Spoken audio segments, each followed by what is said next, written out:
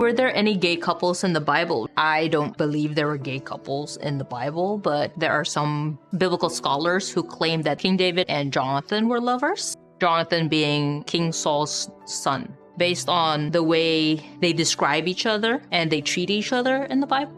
Doesn't mean that David was gay. He might be bisexual. He had lots of wives. He killed one of his soldiers just to sleep with his wife, Bathsheba. Some people would say Ruth and Naomi were lovers, which is the daughter-in-law who married Boaz. They would say that they're a couple because the things that they say to each other is basically what you quote for your marriage vows. And the soldier who went to Jesus to ask for his servant to be healed, the one that said, "You don't have to come to my house. If you say that he's healed, I believe you." And Jesus said that he had more faith than most. People would attribute that as a gay couple. And so a lot of these things are gleaned from the language they used to describe their relationship towards one another. Gay or not, a lot of people have their own arguments about that. Is it important to know for sure that there were gay couples in the Bible? To me, not so much. To some, it might give them comfort to know that there were gay people in terms of loving, committed relationships.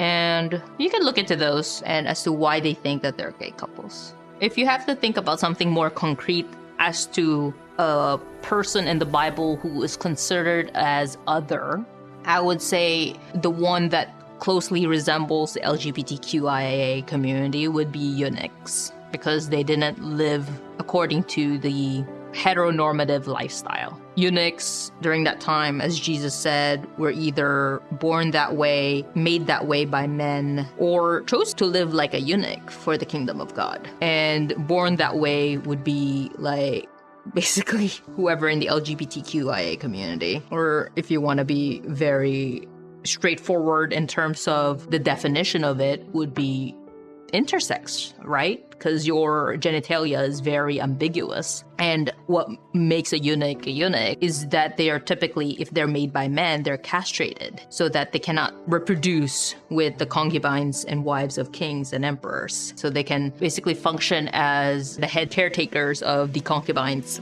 and wives of emperors and kings during that time. So that's why they're men that are castrated, so that there's no risk of them polluting the genetic line of the kings. In the biblical times, did have gay couples? I'm sure they did. It's just that we don't really have any concrete evidence as to if these couples were gay or not. It's kind of like all the other historical stories that you've heard where people had loving, committed same-sex relationships, but they basically had to have beards, right? They have to be in a heterosexual relationship, marriage, whatever, just to be able to survive. Because back in the day, women don't even have the capability of making their own money in society. So they're usually considered as a man's property, be it their father or their husband. And that's just how it was in history. So even if they had lesbians or gays, they're very closeted or in open marriage, all that kind of stuff. When the Bible's talking about homosexuality, the Bible doesn't speak about loving, committed, monogamous same-sex relationships. They're talking about homosexual acts that are founded in unequal power dynamics.